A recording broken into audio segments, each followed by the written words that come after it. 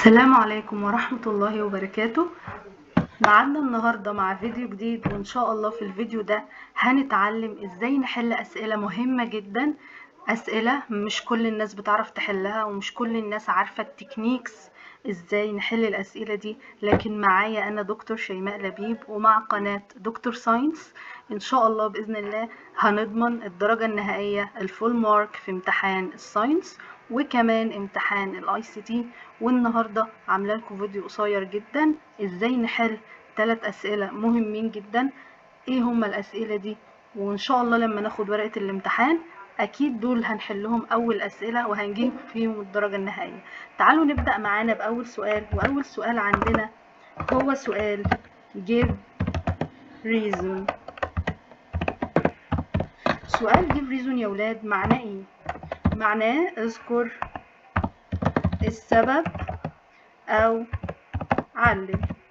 وقبل ما اقول لكم ازاي بيتحل فهفكركم تاني، الناس اللي لسه ما اشتركتش في القناه يا ريت تنزل تشترك في القناه وتفعل زر الجرس عشان يوصل لها كل جديد. وكمان عايزين لايك وكومنت علشان ده بيساعدنا اننا نوصل لاكتر ناس، لناس اكتر، ونساعد ناس اكتر، ونساعد كل الطلبة بتوعنا حبايبي كتاكيت جريد 4 ان هم يوصلوا للدرجات النهائية. وكمان الفيديو ده مش بس لجريد 4، ده لكل المراحل التعليمية. بنعلمهم ازاي يحلوا اسئلة مهمة جدا مش كل الناس عارفة ازاي تتحل. الناس بتحفظ الاسئلة دي وخلاص، لكن معايا هنعرف ازاي بتتحل الاسئلة دي من غير ما نحفظها. طيب سؤال give reason قلنا ان معناه اذكر السبب او علل. طيب بيتحل ازاي يا ولاد؟ اول حاجة هسألكوا سؤال، لو قلت لكم انتوا ليه بتشوفوا الفيديو بتاعي النهاردة هتقولوا لي ايه؟ يا مس علشان نتعلم ازاي نحل اسئلة مهمة زي give reason، زي what happens if، زي write the scientific term. طيب يبقى انتوا قلت لي علشان. طيب احنا عايزين نجاوب برضو بكلمة علشان او بسبب او لان، يبقى لازم نكتب كلمة مهمة جدا في اول اجابة على سؤال give reason. هنكتب ايه يا ولاد؟ هنكتب to. و to هنا معناها ايه؟ معناها لان. اوكي طيب to دي يا ولاد، to بيجي بعدها ايه؟ طبعا انتوا عارفين الكلام ده وشطار متأسسين في الانجليزي. to بيجي بعدها الفعل في المصدر. اوكي انتوا طبعا عارفين الكلام ده بس انا باكده عليكم. يبقى اول طريقه من طرق الاجابات على give reason، واول طريقه هي ان انا بكتب كلمه to يعني لان، وبكتب السبب بعد كده، بس بعد كلمه to لازم يبقى عندي الفعل في المصدر.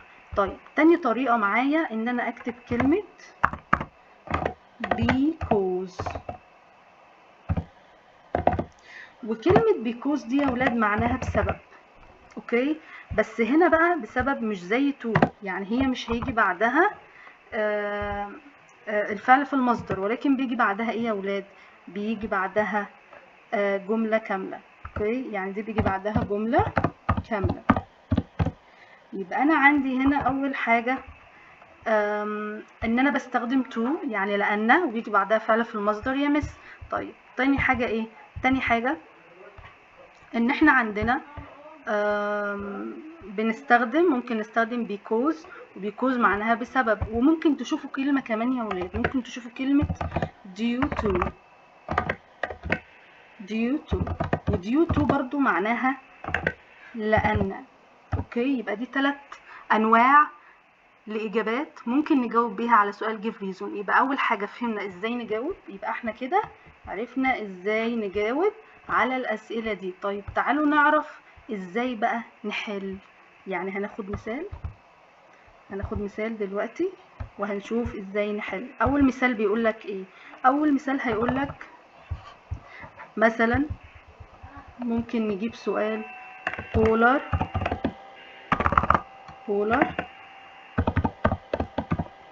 bear has white fur. ده سؤال. اوكي هيقول لك give reason، وgive reason انا بكتب لها اختصار ايه؟ انا بكتب لها اختصار يا ولاد G capital R capital. يعني انا لما اقول لك اكتب لي G capital R capital بتبقى عارف ان ده سؤال give reason. طيب يبقى معانا في السؤال ليه البولار بير has white fur. ايه ده يا مس؟ هو مش ده بيسألني كده على لون؟ بيسألني على لون البولار بير. وانا لما يسألني هحط لك بقى كده قاعدة عامة، لما يسألني على سبب وجود لون معين في اي حيوان الإجابة واحدة لكل الحيوانات. هنقول إجابتنا إيه؟ إجابتنا to make camouflage. أوكي، يبقى to make camouflage. طيب أنا عايزة إجابة كمان يا مس. خدي الإجابة التانية to hide and blend in with the environment.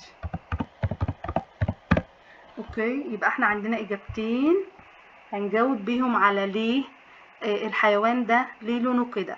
اي حيوان مش شرط البولار بير. لما يقولك الفينيك فوكس has sandy colored fur or the brown bear has brown fur، اي حاجه هيسألك على لونها. الديزرت lizard has colorful scales. يبقى اي لون هيتم ذكره اجابتنا واحده، هنجاوب نقول ايه؟ to make camouflage or to hide and blend in with the environment. وضحت يا جماعه السؤال بكده؟ طيب ناخد سؤال كمان. لو قال لكم penguin has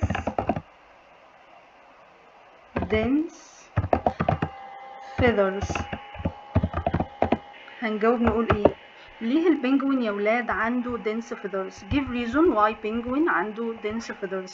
هو بيعيش في مكان بارد، فليه عنده dense feathers؟ ريش كثيف. ليه؟ فانا اجابتي هتكون اولها ايه؟ برافو to، يعني لان، وهيجي بعدها الفعل في المصدر. فانا عندي هنا penguin has dense feathers، هقول to ايه؟ to stay warm، علشان يفضل دافي. طيب انا عايزه اكتب اجابه كمان يا مس. ممكن نكتب to keep its body warm. اوكي، يبقى انا عندي هنا اجابتين نجاوب بيهم على سؤال give reason. طيب ندخل في السؤال اللي بعد كده. what happens if. what happens if، ازاي نجاوب على السؤال ده يا ولاد؟ ازاي نجاوب على سؤال what happens if؟ what happens if معناها ايه؟ معناها ماذا يحدث لو. والسؤال ده سؤال بيخليك تفكر، يعني بيقولك مثلا ايه اللي هيحصل لو البولار bear has brown fur. ايه اللي هيحصل لو البولار بير عنده براون فير؟ هل البولار بير عنده براون فير؟ لا، ده عنده وايت فير. فهو كان عنده وايت فير ليه يا ولاد؟ عشان يعرف يعمل كاموفلاج، يعرف يستخبى، يعرف blend in with the environment، يمتزج بالبيئة. طب لو هو ما عندوش الوايت وعنده براون، هل هيعرف يعمل كده؟ لا. يبقى احنا هنجاوب هنا بكلمة can't. يبقى انا عندي هنا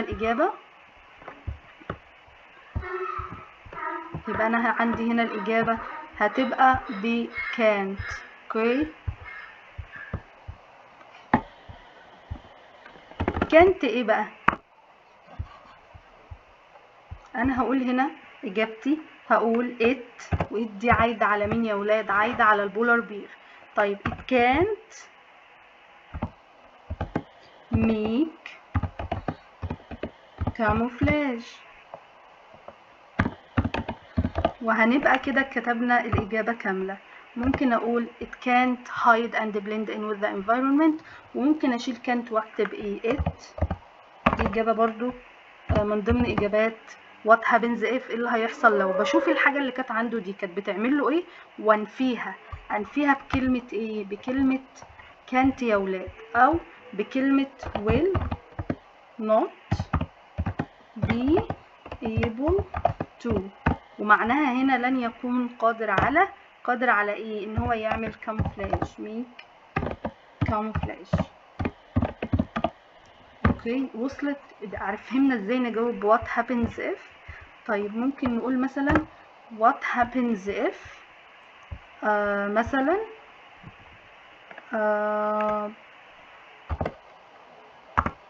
polar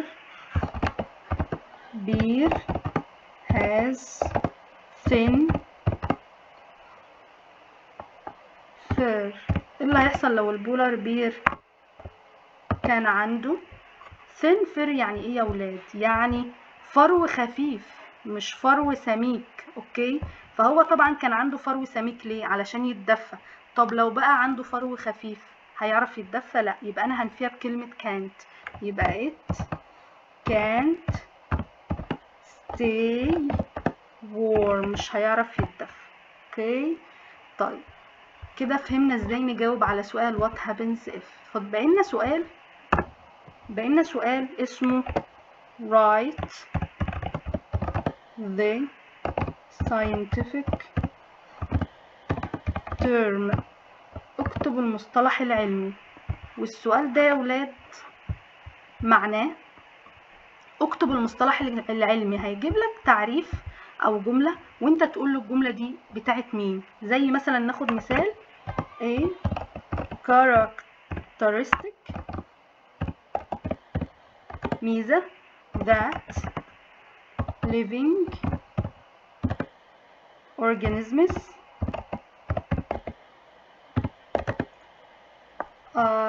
ميزة living organisms بتعملها do to survive and blend in with the environment أو ecosystem. ممكن أزود هنا to survive and reproduce and blend in. to survive, reproduce and blend in with the ecosystem. فأنا هنا في write the scientific term بحط خط تحت أول كلمة عندي. يعني أنا كده هحط خط تحت أول كلمة عندي عشان أعرف هو عايز إيه. وهنلاقي هنا فاتح قوسين وعامل لكم نقط كده وإيه، وراح قافل القوس، وعايزك تكتب هنا الكلمة المهمة اللي هو يقصدها. فكلمة a characteristic معناها صفة أو ميزة، فأنا عايزة أكتب هنا اسم صفة أو ميزة. مين اللي بيعملها؟ الصفة أو الميزة دي مين اللي بيعملها؟ living organisms. طيب بيعملوها علشان إيه؟ survive يعيشوا، reproduce يتكاثروا. يبقى الصفة دي إيه الصفة اللي بتخلي الكائنات الحية تعيش وتتكاثر؟ ممكن نقولها برافو adaptation. خلاص كده، يبقى دي كلمة إيه؟ كلمة adaptation. أوكي، طيب تعالوا ناخد مثال كمان. لو قال لنا مثلا، يبقى دي عرفنا ان دي هي adaptation. تعالوا ناخد مثال هنا تاني. مثلا لو قال لك a place that living organisms and non-living things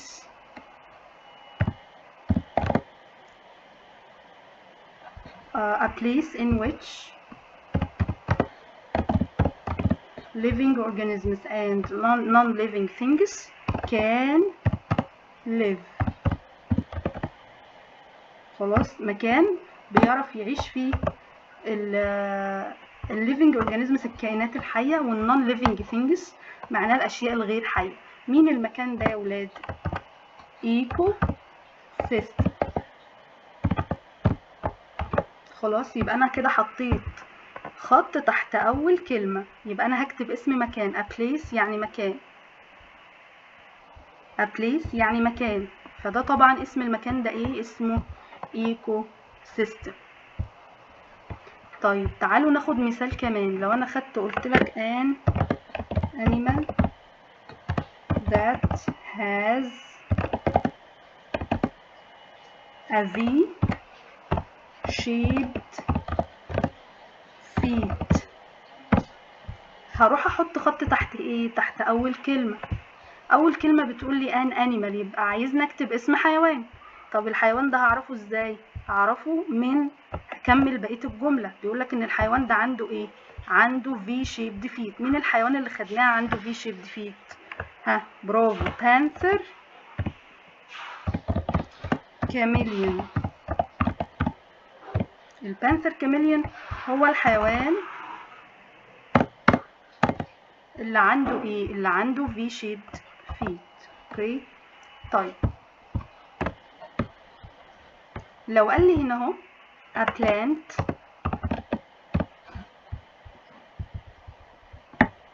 plant that produce a poison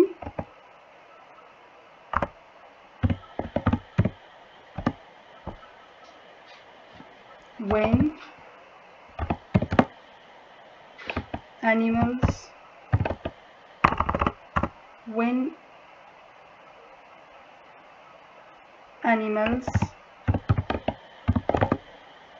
eat them. eat it.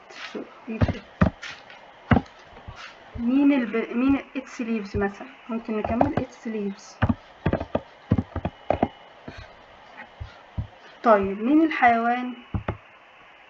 مين الحيوان ده، سوري، مين النبات ده؟ هو بيقول لك ان a plant that produces a poison when animals eat its leaves. فانا هحط خط تحت اول كلمه a plant، يبقى هو عايز نكتب اسم نبات. طب النبات ده هعرفه ازاي؟ بيقول لك ان هو produce a poison، سم. مين النبات اللي احنا خدناه بيطلع سم؟ acacia tree.